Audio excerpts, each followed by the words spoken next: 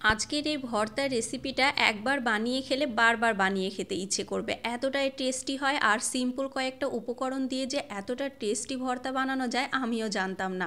আমি তো খেয়ে পুরো পাগল হয়ে গিয়েছি, এতটাই টেস্টি হয়।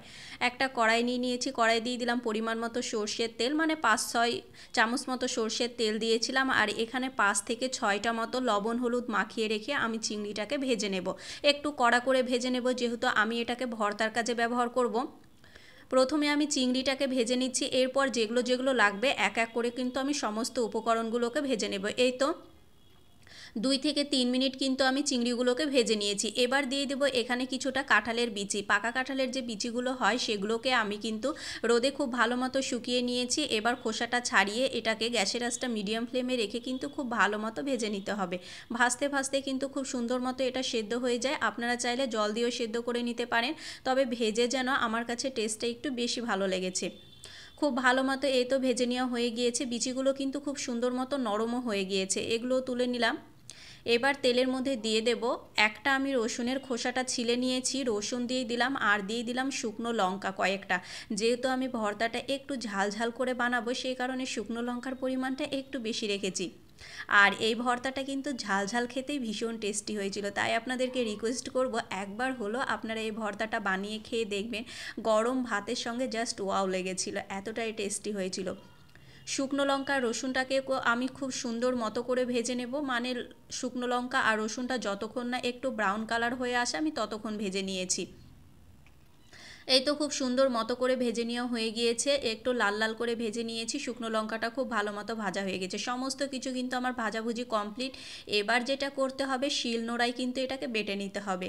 আপনাদের কাছে যদি শিলনোড়া না থাকে তাহলে আপনারা মিক্সিতে ব্লেন্ড করে নিতে পারেন, তবে যদি শিলনোড়া থাকে তাহলে কিন্তু শিলনোড়াতেই আপনারা এটা বেটে নেবেন। দিয়ে দেবো টেস্ট অনুযায়ী লবণ, লবণটা এই পর্যায়ে দিতে হবে। আর আমি কাঁঠালের বিচিটাকে একটু থেতো করে নিচ্ছি, কোনো ব্যাপার নেই, থেতো না করলেও হবে, এটা কিন্তু একটু চাপ দিলে খুব সুন্দর মতো গলে যাবে। এবার ব্যাস খুব ভালো মতো এটাকে বেটে নিতে হবে ভর্তাটাকে, মানে সমস্ত কিছুকে খুব সুন্দর মতো করে বেটে নিতে হবে। আর এটার নিচে পাটার নিচে একটু জল ছিল, সে কারণে বারবার স্লিপ কাটছিল, আমি বারবার টেনে দিচ্ছিলাম আর খুব সুন্দর মতো করে এটা বেটে নিচ্ছিলাম। পরবর্তীতে এটার নিচে কিছু দিয়েছিলাম অবশ্য, সেটা প্রথমে মনে ছিল না। এই তো খুব ভালো মতো করে কিন্তু এগুলোকে বেটে নিতে হবে প্রথমে। এবার একটু বেটে নেওয়ার পর আমি দিয়ে দেব একটা পেঁয়াজ। পেঁয়াজটাকে প্রথমেই দেবেন না, প্রথমে যদি দেওয়া হয় তাহলে কি হবে, পেঁয়াজটা একদম গলে যাবে। আর যেহেতু ভর্তাটায় পেঁয়াজটাকে আমি পুরোপুরি বাটবো না, সেই কারণে একবার সমস্ত কিছু বেটে নেওয়ার পর আমি দ্বিতীয়বার যখন বাটতে যাব তখনই কিন্তু এই স্লাইস করে কেটে রাখা পেঁয়াজটাকে দিতে হবে। এবার পেঁয়াজটাকে অর্ধেকটা বেটে নিলেই হয়ে যাবে, একদম কিন্তু পেঁয়াজটা বেটে গলিয়ে দেওয়া যাবে না, তাহলে কিন্তু ভর্তাটার একদমই টেস্ট লাগবে না। পেঁয়াজটাকে আমি একবার থেকে দুইবার মতো এইরকম বেটে নিয়েছি খুব সুন্দর মতো করে। এই তো মানে কিছুটা বাটা হয়েছে কিছুটা বাটা হয়নি, এইরকম করে পেঁয়াজটাকে বেটে নিতে হবে। ব্যাস আমার কিন্তু বাটাবটি একদম কমপ্লিট। দেখুন খুব ভালো মতো করে কিন্তু ভর্তাটা আমার রেডি হয়ে গিয়েছে। এবার যেটা করতে হবে, এটাতে যে উপকরণগুলো আমি ভেজে রেখেছিলাম, তেলটা বেঁচেছিল সেই তেলটাই কিন্তু ব্যবহার করেছি, কাঁচা তেল দিইনি। আপনারা চাইলে একটু কাঁচা তেলও দিতে পারেন, কোনো ব্যাপার না, তবে আমি ভাজা তেলটাই ব্যবহার করেছি। তেলটা দেওয়ার পর খুব সুন্দর মতো করে মাখিয়ে নিয়েছি। এই তো আমার কিন্তু ভর্তা একদম কমপ্লিট।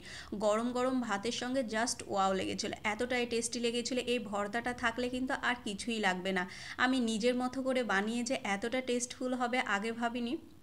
এবার ব্যাস আর কিছুই নয়, এই তো এক মুঠ মতো ভাত নিয়ে নিলাম, পাটাতে ভাতটা মেখে কিন্তু এটার টেস্ট অন্য ভাতের থেকে আর একটু বেশি।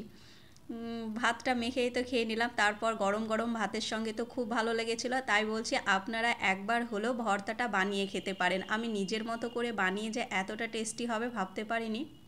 রেসিপিটা কেমন লাগলো অবশ্যই কমেন্ট করে জানাবেন।